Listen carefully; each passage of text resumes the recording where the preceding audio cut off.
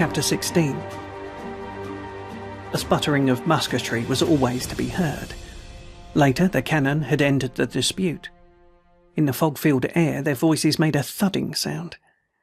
The reverberations were continual. This part of the world led a strange and battleful existence. The youth's regiment was marched to relieve a command that had lain long in some damp trenches. The men took positions behind a curving line of rifle pits that had been turned up like a large furrow along the line of the woods. Before them was a level stretch, peopled with short, deformed stumps. From the woods beyond came the dull popping of the skirmishers and pickets firing in the fog. From the right came the noise of a terrific fracas. The men cuddled behind the small embankment and sat in easy attitudes awaiting their turn. Many had their backs to the firing. The youth's friend lay down, buried his face in his arms, and almost instantly, it seemed, he was in a deep sleep. The youth leaned his breast against the brown dirt and peered over at the woods and up and down the line. Curtains of trees interfered with his ways of vision. He could see the low line of trenches but for a short distance. A few idle flags were perched on the dirt hills. Behind them were rows of dark bodies with a few heads sticking curiously over the top. Always the noise of skirmishers came from the woods on the front and left, and the din on the right had grown to a frightful proportion. The guns were roaring without an instant's pause for breath. It seemed that the cannon had come from all parts and were engaged in a stupendous wrangle. It became impossible to make a sentence heard.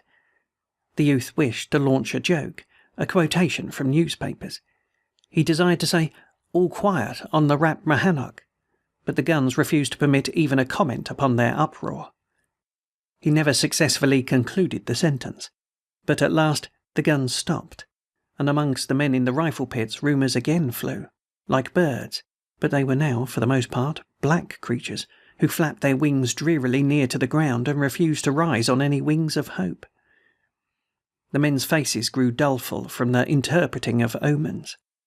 Tales of hesitation and uncertainty on the part of those in high place and responsibility came to their ears. Stories of disaster were borne into their minds with many proofs. This din of musketry on the right, growing like a released genie of sound, expressed and emphasized the army's plight. The men were disheartened and began to mutter.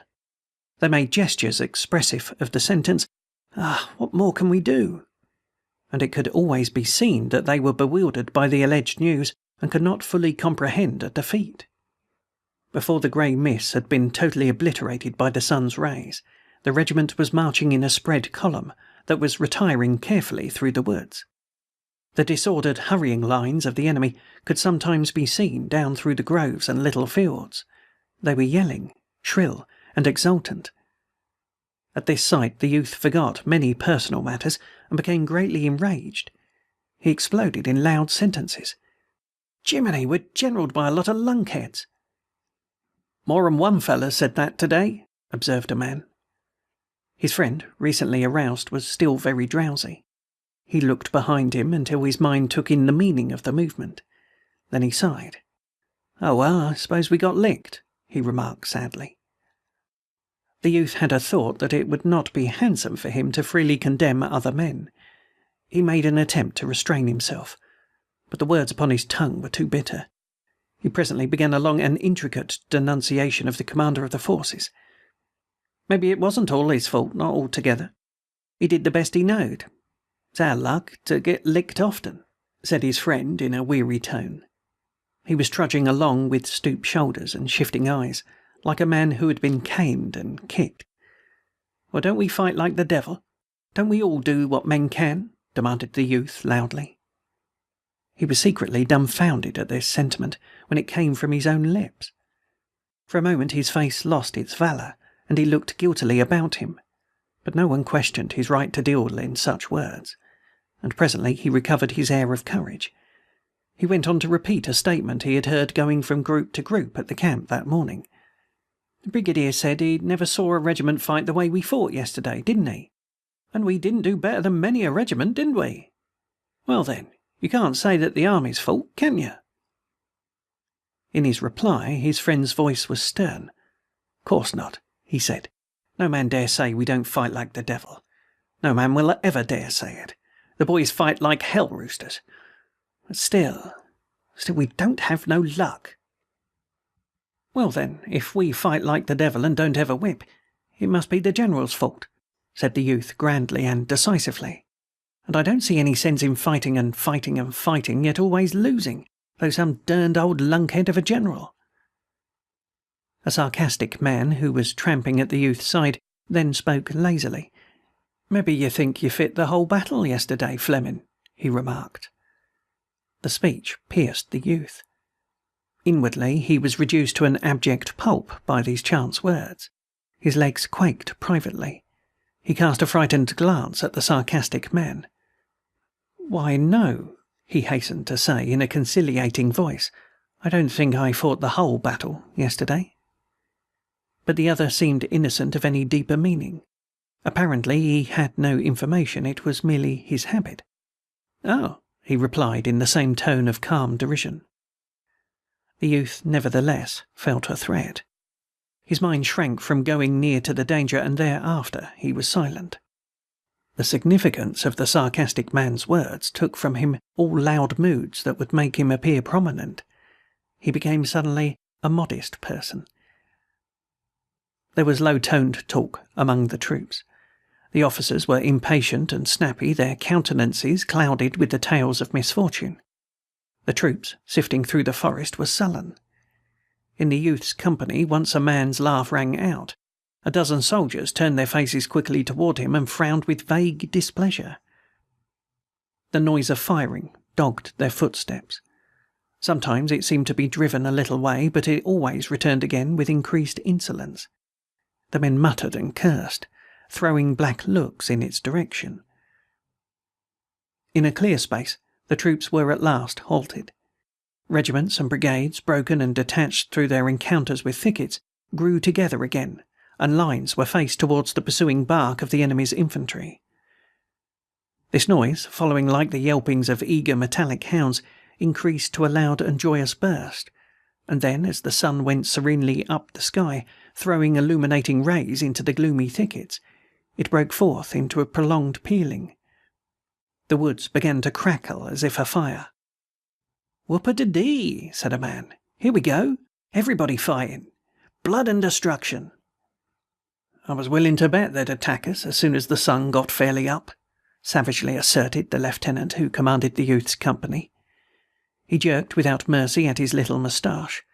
He strode to and fro with dark dignity in the rear of his men, who were lying down behind whatever protection they had collected.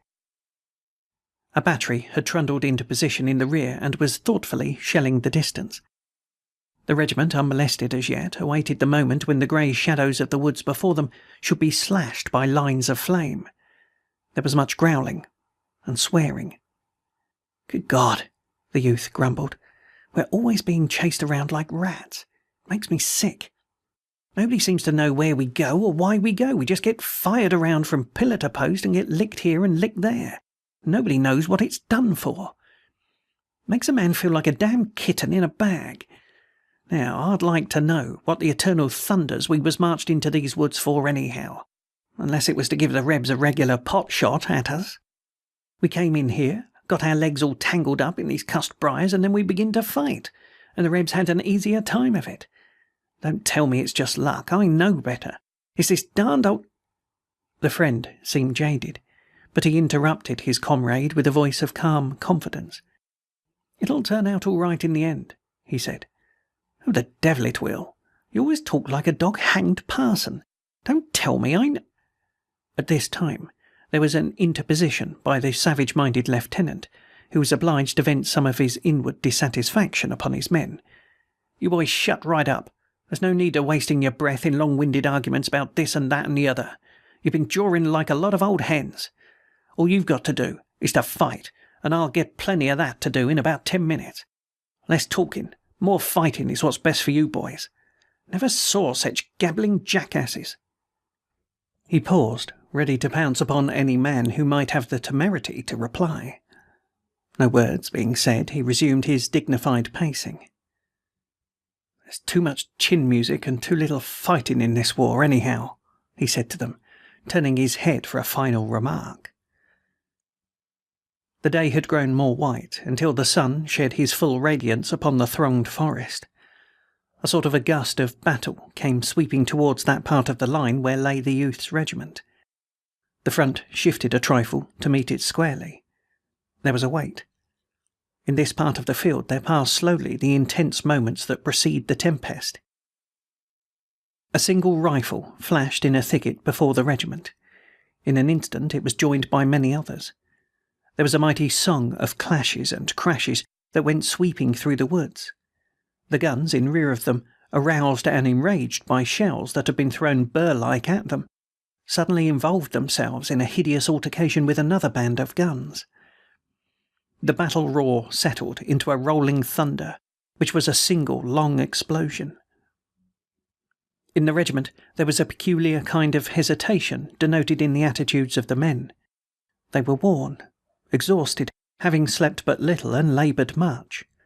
They rolled their eyes towards the advancing battle as they stood awaiting the shock. Some shrank and flinched. They stood as men tied to stakes.